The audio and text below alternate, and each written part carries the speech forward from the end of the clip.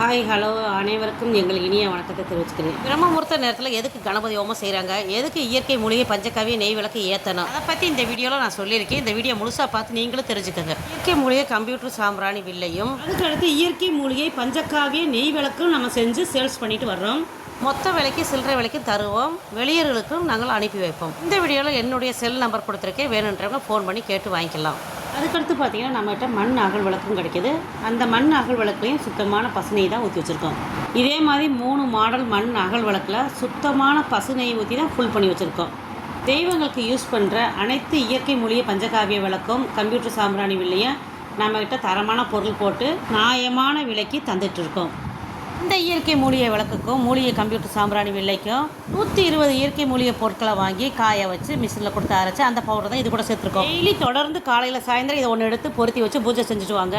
உங்கள் வீட்டில் லட்சுமி கடாச்சாரம் பெரிய செல்வங்கள் நிறையா சேரும். நமக்கு தெய்வத்தோட சக்தி அருளும் கிடச்சி வேண்டுதலும் நிறைவேறும். இதை பொருத்தி வச்சு சாமி கும்பிடுறதுனால இதுலேருந்து மூலிகை பொருளோட வாசனை தான் நமக்கு வரும். கணபதி ஹோமம் வளர்க்குறப்ப எந்த மாதிரி வாசனை வருமோ அந்த வாசனை வரும். அதுக்கப்புறம் இந்த இயற்கை மூலிகை பஞ்சகாவிய நெய் விளக்கு 48 விளக்கு நம்மக்கிட்ட வாங்கி பிரம்ம முகூர்த்த நேரத்தில் இந்த விளக்கை 48 நாளைக்கு பொருத்தி வச்சு பூஜை செஞ்சுட்டு வாங்க.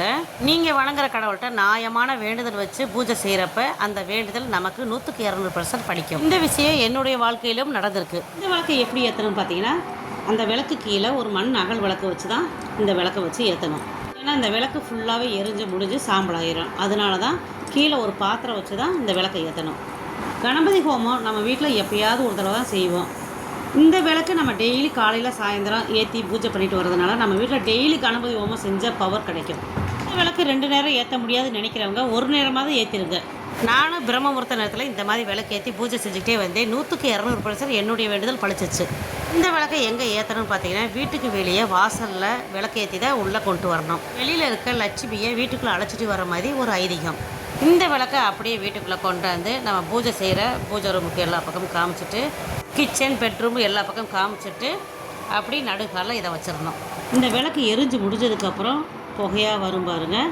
இந்த டயத்தில் மறுபடியும் 2-3 சொட்டு நெய் ஊற்றி பாருங்கள். நம்ம இந்த விளக்குக்கு சேர்த்துருக்க மூலிகை பொருளோட வாசனையும் நல்ல ஒரு நறுமணத்தோடு இருக்கும். இப்போ பாருங்கள், தீப சுடரை நம்ம வீட்டில் இருக்க சாமி படங்களுக்கு எல்லா பக்கம் காமிச்சாச்சு. இப்படி நம்ம தொடர்ந்து செஞ்சுட்டு வர்றதுனால நம்ம வீட்டில் இருக்க எதிர்மறை சக்தியெல்லாம் வெளியேறி நல்ல ஒரு தெய்வீக சக்தி வீட்டுக்குள்ள நமக்கு நல்லது செய்யும். இந்த விளக்கு எரிஞ்சு முடிஞ்சதுக்கப்புறம் அந்த சாம்பலை திருநீராகவும் நம்ம பயன்படுத்திக்கலாம். ஏன்னா இதில் நம்ம கெமிக்கல் எதுவுமே சேர்க்கலை, மூலிகை பொருள் மட்டும் சேர்த்து தான் நம்ம இந்த விளக்கை தயார் பண்ணியிருக்கோம். இந்த விளக்கு எரிஞ்சு முடிஞ்சதுக்கப்புறம் நமக்கு மூலிகையோட வாசனை தான் வரும். இப்போ பாருங்கள், கடியாரத்தில் 5 மணி ஆகுது. இந்த பிரம்ம முகூர்த்த நேரத்தில் நம்ம பஞ்சகாவிய இயற்கை மூலிகை நெய் விளக்கை ஏற்றி பூஜை செஞ்சு முடிச்சாச்சு. இப்போ பாருங்கள், நம்ம பிஸ்னஸ்க்காக ரெடி பண்ணி வச்சுருக்க பஞ்சகாவிய இயற்கை மூலிகை நெய் விளக்கு நம்ம ரெடி பண்ணி வச்சுருக்கோம். இந்த விளக்கு எல்லாமே சேல்ஸுக்கு தான் போகுது. அதில் 1-2 விளக்கு எடுத்து நம்ம வீட்லேயும் விளக்கு ஏற்றி வச்சு சாமி கும்பிட்டுருக்கோம். இப்போ பாருங்கள், இந்த சின்ன விளக்கு தான் நான் ஏற்றி வச்சு சாமி கும்பிட்டுருக்கேன். இந்த குட்டி விளக்கே ஒரு 10 நிமிஷம் 15 நிமிஷம் நல்லா எரியுதுங்க. எரிஞ்சு முடிஞ்சதுக்கப்புறம் புகையும் நல்லா சூப்பராக வருது. இந்த விளக்கு அப்போ அதை பார்த்தது காட்டிலும் பெரிய விளக்கு. விளக்கு எரிஞ்சு முடிஞ்சு புகையாக வருது பாருங்கள். இந்த புகை நல்ல ஒரு நறுமணத்தை கொடுக்குது. இந்த புகையை நம்ம சுவாசிக்கலாம். இதில் மூலிகை பொருளோட வாசனை தான் நமக்கு வரும். இந்த விளக்கை அப்படியே எடுத்துகிட்டு போய் வீடு ஃபுல்லாக காமிக்கலாம். அப்படி வீடு ஃபுல்லாக காமிக்கிறதுனால நம்ம வீடு ஃபுல்லாக நல்ல ஒரு மூலிகை வாசனையோட கமகமன்னு அடிக்கும். அதுக்கப்புறம் தெய்வத்தோட அருளும் சக்தியும் கிடச்சி நல்லது நடக்கும். பிரம்ம முகூர்த்த நேரத்தில் எதுக்கு இந்த மாதிரி விளக்கேற்றி பூஜை பண்ணுறோம் அப்படின்னு பார்த்தீங்கன்னா, அந்த நேரத்தில் தேவர்கள் எல்லோரும் நம்ம வீட்டு வாசலில் பசியோடு காத்துட்ருப்பாங்களாம். கணபதி ஹோமம்லாம் பார்த்தீங்கன்னா பிரம்ம முகூர்த்த நேரத்தில் தான் செய்வாங்க. அதே மாதிரி இந்த பஞ்சகாவிய இயற்கை மூலிகை விளக்கும் பிரம்ம முகூர்த்த நேரத்தில் ஏற்றுறதுனால தேவர்கள் எல்லாருக்கும் உணவு கொடுத்து பசியை தீக்கிறதுன்னு சொல்லுவாங்க. இது எனக்கு எப்படி தெரியும்னு பார்த்தீங்கன்னா, கோவிலில் சாஸ்திரிகள் இருப்பாங்களா, அவங்க சொல்லி தான் எனக்கே தெரியும்.